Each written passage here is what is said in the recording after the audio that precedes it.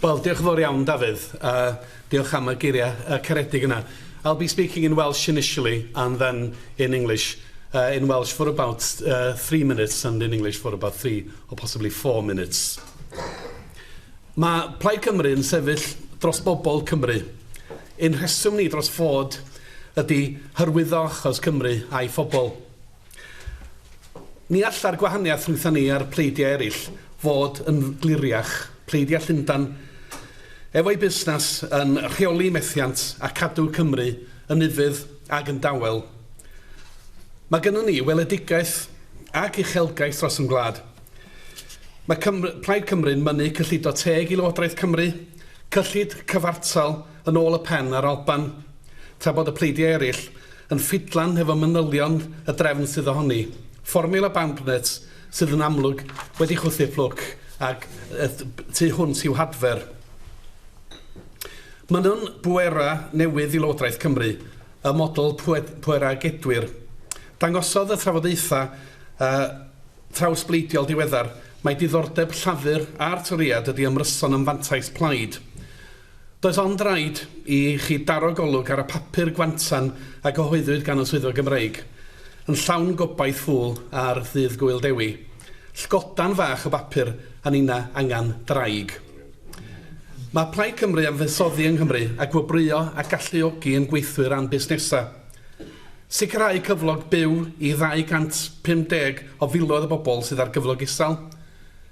Dileu treth fusnes i 70 o fusnesau Cymru a thorri treth ar werth ar dwristiaeth a man adeiladu. Mae llafur ar toriad am dorri hefyd. Torri 30 biliwn o wario ar wasanaethau hanfodol a bydd thaliadau ac afaradu biliynau ar arfer rhyfel.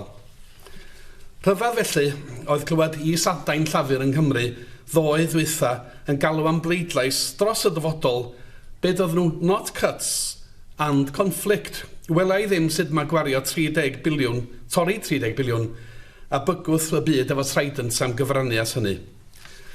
Mae'r 30 biliwn yna'n cynnwys torri 12 biliwn oddi ar y gyllideb les. Bydd y toriad yn torri taliadau bobl hen, sal ac anabl, a'i gofalwyr ac yn cosbi pobl di-waith unwaith eto. A llafur, tydyn nhw ddim yn deud pwy fydd yn cael ei taro. Mae George Osborne yn rhoi rhyw fath o syniad i ni. Mae o dim deud fydd o'n manylu yn yr adolygiad gwario yn yr ha. Wedi'r etholiad wrth gwrs, fydd na erioed enghraifft gliriach o gynnig cath mewn cwd i bobl Cymru. Gobaith Plaid Cymru a'r pleidiau blaengar eraill, yr SNP, y gwiryddion yn Lloegr, ydy dal y fantol, felly, fel dywedodd y barwn Neil Kinnock rhyw dro, peidiwch y bod yn hen, peidiwch y bod yn ifanc, peidiwch y bod yn anabl nac yn ofalwr, peidiwch y bod yn ddi-waith neu'n brwydro i lwyddo yn eich busnes, rhain i gyd pe byddai'r toriad yn ennill, a rhain i gyd pe byddai llafur las yn cipio grym heb neb i atal i llaw galad. Pa fo Plaid Cymru'n gry, mae Cymru'n gry. Mae Cymru angen Plaid Cymru. Diolch yn fawr.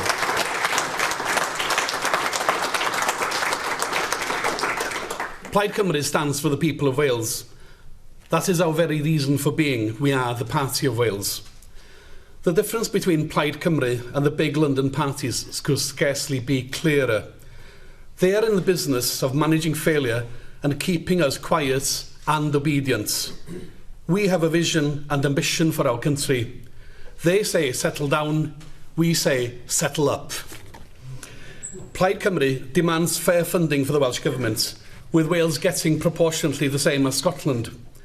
The other parties fiddle with the theology of the Barnett formula, which all agree is beyond redemption. We are determined to win new powers for the Welsh Government, a reserved powers model. The recent cross-party talks showed that Labour and the Tories are most interested in jockeying for party advantage. You only have to glance at the subsequent Welsh Office command paper published despairingly on St David's Day, a mouse when we needed a dragon. Plaid Cymru will invest in Wales and reward and enable our workers and our businesses by establishing a living wage for 250,000 low-paid Welsh people, by scrapping business rates for 70,000 Welsh businesses and cutting VAT on tourism and on building repair and renovation. Now, Labour and the Tories will cut as well. They'll cut 30 billion spending on vital services and benefits and waste billions on new weapons of war. It was therefore peculiar, to say the least, to hear Labour's sub-office in Wales declare yesterday that theirs was a vote for the future, not cuts and conflict. I don't see how cutting 30 billion and toting Trident will help them out on that one. The 30 billion includes 12 billion from the welfare budget. The Tories will cut welfare to sick, disabled and older people and their carers, and will inflict further punishments on unemployed people. Now, Labour aren't telling us who they intend to hit, but George Osborne, he talks airily about providing details in the next comprehensive spending review after the election. Was there ever a clearer case of the people of Wales being offered what we in Welsh call cath mewn cwd, a cat in a sack? After this election, Plaid Cymru and the other progressive parties, the SNP, the Green Party in England, hope to hold the balance of power. So, to paraphrase Baron Kinnock, don't be old, don't be young, don't be sick, don't be disabled, don't be a carer, don't be out of work or fighting to make your business work. All of these if the Tories get in, and all of these if Blue Labour grabs power, with none to hold back their hard hand. When Plaid Cymru is strong, Wales is strong. Wales needs Plaid Cymru. Thank you.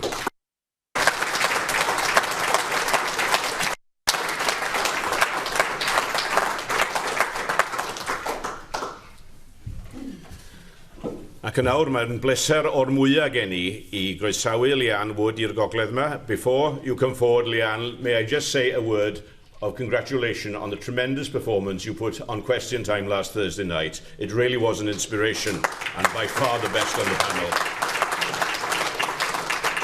And we're looking forward, Leanne, to the leaders' debate on Thursday evening. And it's good that we've got somebody standing up for Wales amongst the seven there. And we know that you will be performing in a way that we can all be proud of you. Leanne Wood, leading Plaid Cymru in this election. Please give a welcome to Leanne Wood.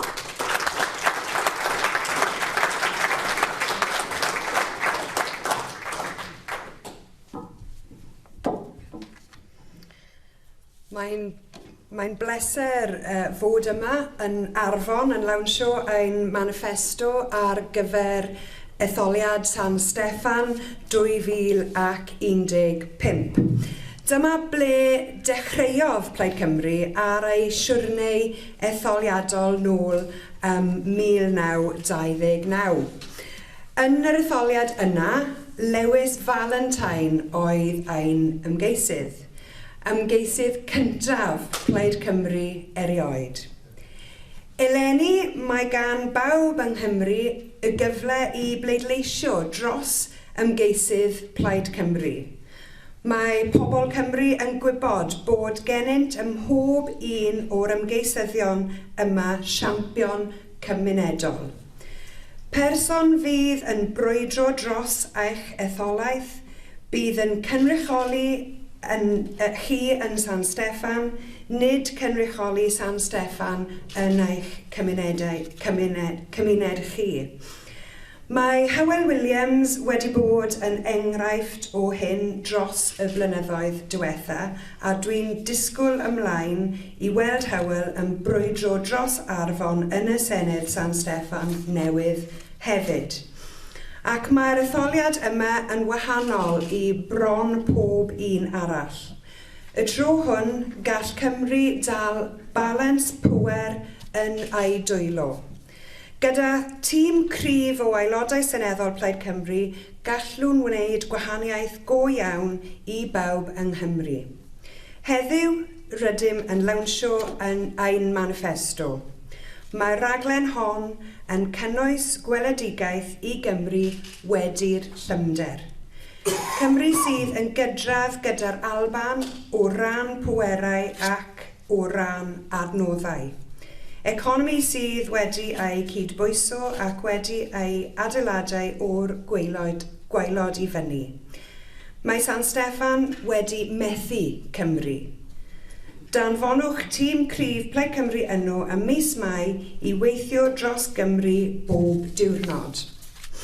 It's a pleasure to be here in Arfon today, launching our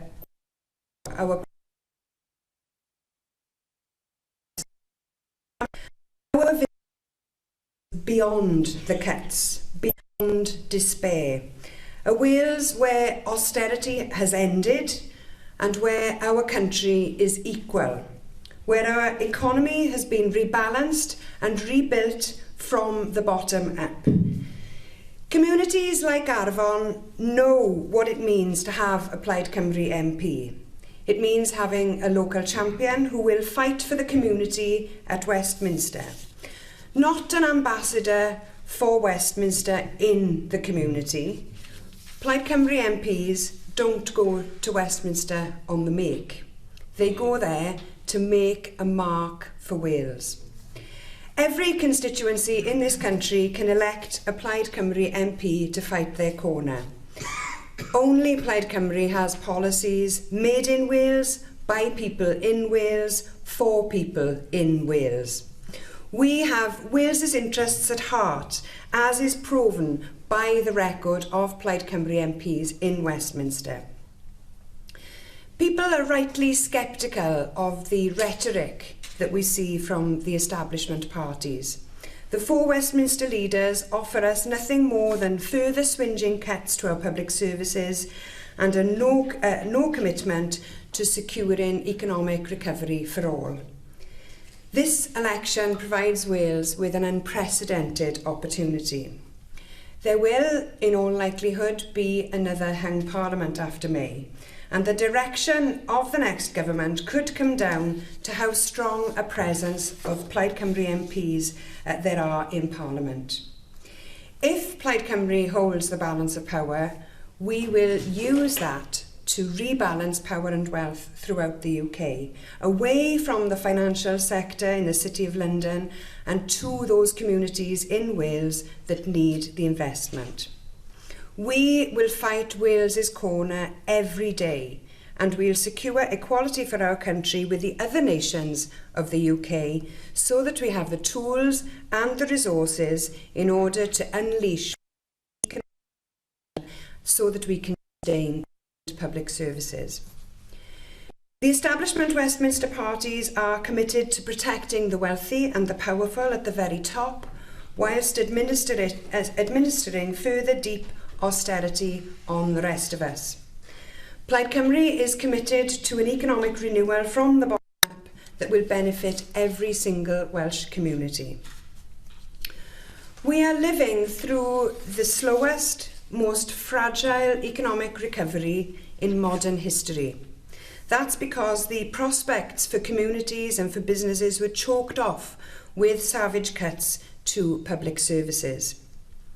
Plaid Cymru will use whatever influence that we have after the next election to bring austerity to an end and to begin the economic renewal that achieves a just prosperity. Today, in launching Plaid Cymru's Manifesto, we've unveiled exciting policies that will help us rebuild Wales. We see the public and private sectors as complementary rather than as competing forces. And that's why we want to bring together both by awarding more public contracts to Welsh firms so that more money is locked into Welsh communities and we can create up to 50,000 new jobs. Small and medium-sized enterprises are the backbone of our economy. We want to strengthen them by lifting 70,000 Welsh businesses out of the business rate system altogether so that they can expand and prosper. We want to play to Wales's unrivalled strengths in tourism by slashing tourism VAT and helping that sector showcase our country and attract more visitors.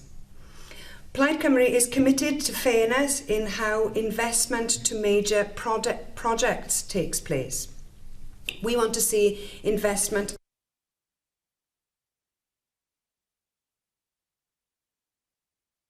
communities. The politics of the Palace of Westminster has failed. It looks neither the Tories nor the Labour Party have done enough to earn a majority after May's election. That gives Wales a once-in-a-generation opportunity at this election to step from the shadows, to end Tory rule and to realise our full potential. With a strong team of Plaid Cymru MPs, we will make sure that Wales's voice is heard loud and clear.